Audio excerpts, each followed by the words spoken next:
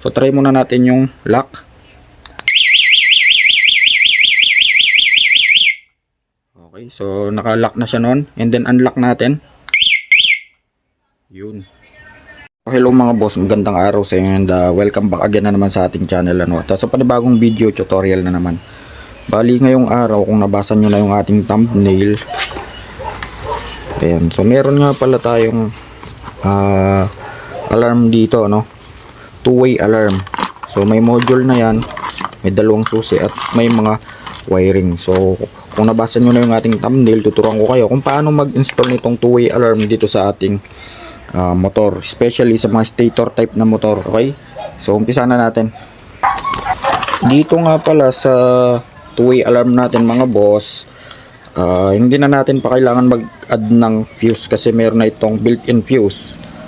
At may mga wires ito. So ilan ba yung wires nito? 2, 4, 6, 8, 10, 11. So may 11 wires ito, and then meron na nga rin pala itong siren or yung wang-wang. So itong siren na to, i-connect lang natin to dito. Kukonek na agad natin. Ngayon mga boss, kapag tapos natin ma-connect, kayo nang bahala kung saan nyo to ilalagay. Usually nilalagay ito sa may compartment, sa may U-box. Okay, so from 11 wires, nabawas na siya ng dalawa, which is itong dalawang puti. So bali meron na lang tayong 9 wires dito. 2, 4, 6, 8, 9. So 9 na lang. Bali dito naman sa module mga boss, kung mapapansin nyo, andito yung pinaka-output ng mga wires natin. So open natin. So nawala kasi yung diagram nito, hindi ko alam kung saan napunta.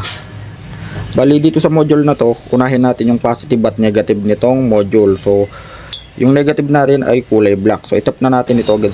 And take note mga boss, itong negative na to or itong black wire na to, pwede nga pala ito sa battery, rekta sa battery or sa may chassis or sa may wires ng ground. Ayan, so itap natin siya dito. Okay, ayan mga boss, para hindi na tayo mahirapan. And meron naman naka-reading wire dito na kulay green. So dyan na lang natin siya i-splice or itatap. So since tutorial lang naman to, kukonek muna natin yan temporarily. Again, yung black mga boss, ground dyan. And syempre may kulay red tayo. Hanapin natin yung red dito sa output ng ating mga wires. At itatap na natin ito sa positive terminal ng battery. At bago yun mga boss, may naka-ready na nga pala akong wire dito na galing mismo sa positive terminal ng battery. Kung mapapansin nyo dito, ayan, ito yon. So ito yung fuse na ginagamit natin sa mga tutorial natin. So nakatap yan sa positive ng battery. Tumawid yung current dito sa may fuse at tatakbo dyan sa may gray wire na yan, which is ito siya. So dyan natin itatap yung kulay red ng module natin. Okay, so itap na natin. Okay, so nabawasan ulit ng dalawa yung wire ng ating module na wawiring mga boss. So positive yung red at negative yung black. So since labas na tong dalawang white na to, may sarili naman na yan ng connection papunta dun, punta dito. So ang wawiringan na lang natin dyan, itong dalawang yellow, blue, orange at saka itong pink. So bali yun na lang. Okay, so pagdating dito mga boss, kung mapapansin nyo, merong dalawang, tabi muna natin tong module. Yan, dyan ka muna. May dalawang kulay yellow. So kapag kinuha natin yung yellow na yan, yung dalawang yellow na yan mga boss, tatakbo na yan sa may mga flasher natin. Okay, ayan. So nabalatan na natin yung dalawang yellow. So kahit alin dito sa dalawa mga boss, itap nyo lang sa may positive line nitong ating flasher, which is itong sky blue. So yung green kasi nito, yan yung ground. So makikita nyo rin sa kabila yan. So tap natin sa sky blue. Then same lang din sa kabila mga boss. Ito. So ito tap naman natin to dito sa may left, which is itong orange.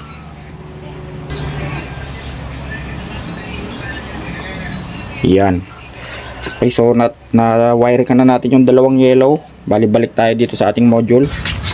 Ayan, so dito sa ating module mga boss, nabawasan ulit siya ng dalawa. Bali meron na lang tayong So 5 na lang. Okay?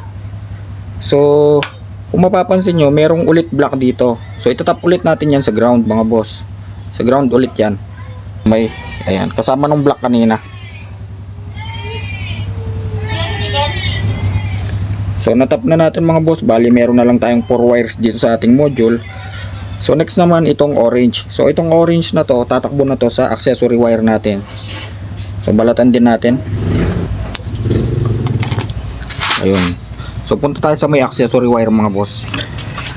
Sa accessory wire naman mga boss, para hindi kayo mahirapan maghanap ng accessory wire, hanapin nyo lang yung susian or yung ignition switch. Sundan nyo yan. May socket kayong makikita dyan. At meron kayong 4 wires na mahanap dyan. So isang green, ground. So red, positive ng battery. Black na may lining na white, yan yung kill switch ng CDI. And then itong pure black. So yan yung accessories. So kapag sinundan natin yan sa kabilang harness, lalabas dito yan sa may socket na to. Ayun, so which is pure black. Since nag-add na tayo ng wires para sa mga accessories gawa ng sa mga tutorial natin, so dito natin itatap yan. Kasi itong wire na to, karugtong lang yan ng accessories natin, yung kulay black na nanggaling dito sa may susian. Ngayon kapag inon mo yung susian mga boss, doon lang magkakasupply yung accessory natin. Off muna natin. So tap na natin sa accessories mga boss. Tandaan nyo mga boss, mapa Honda or China, kulay black yung accessory wire. So na-wiring na natin yung orange ng ating module. And then balik naman tayo sa module. At dito naman sa module natin mga boss, ayan.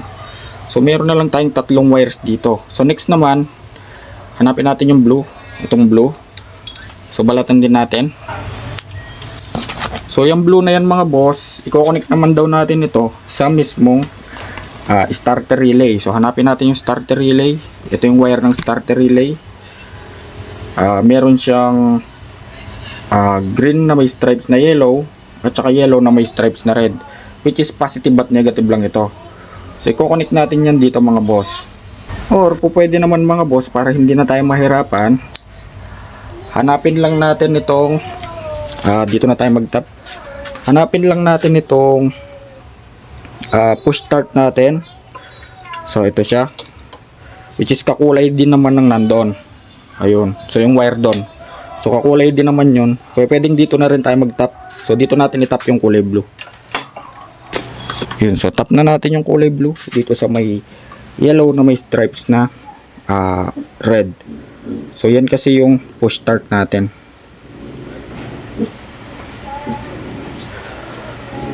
Okay, so natap na natin mga boss. Then balik ulit tayo sa may module. Sa module natin may 2 na lang tayong wires dito, which is itong pink at saka gray. Okay. So nandito na tayo sa ignition switch mga boss. Hanapin natin yung susian, ignition switch. Makikita natin yung ito, black na may stripes na white dyan. So i-disconnect natin yan. Okay. So paghiwalayan natin yung 2 socket, and then para hindi tayo magputol dito, para hindi natin ito maputol at masira and sayang naman, so sungkitin lang natin yung wire na may black na may stripes na white, which is yung kill switch ng CDI. So mahuhugot na natin yan.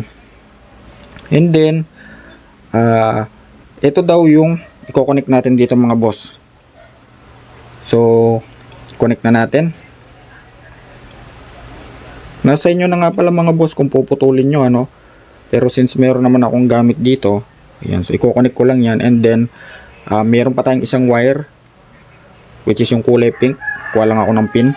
So ayun mga boss, since meron naman akong extra pin dito, yan na yung i-connect natin sa may kulay pink. So connect na natin,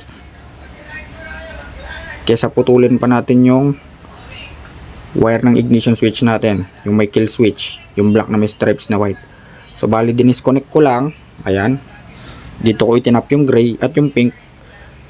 Dinugtungan ko ng extra pin. So yan yung ipapalit natin dito.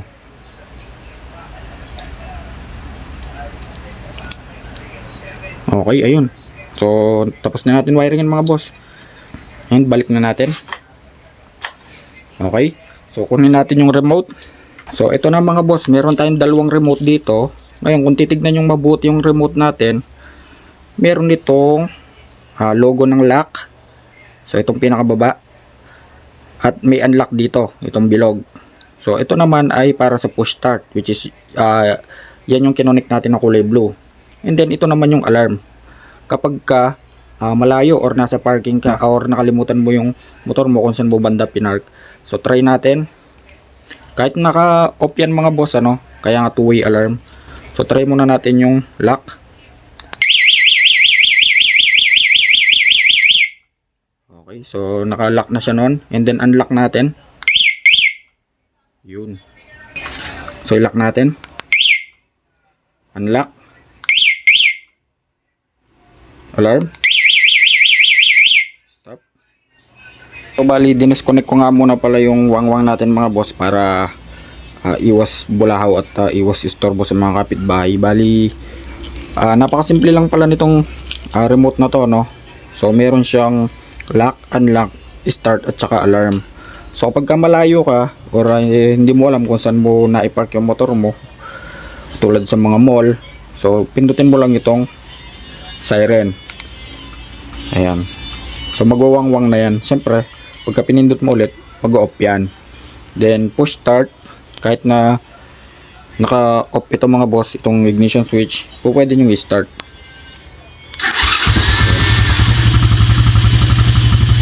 Pagka gusto nyo naman patayin, itong lock. Ayun. Pero mag-a-alarm yan, napakalakas. Siyempre pindutin nyo ulit yan. Yun, so mamamatay na. Ngayon nakalock na yan mga boss. Kapag may gumalaw ng susian nyo, for example ito, nag-attempt na isusi or nakawin, automatically magwawangwang yan. So dinisconnect ko lang kasi yung wangwang kasi sobrang ingay. So kahit na i-off niya pa yan, wala. So hindi niya na ma-off yan, magwawangwang na yan ng tuloy-tuloy.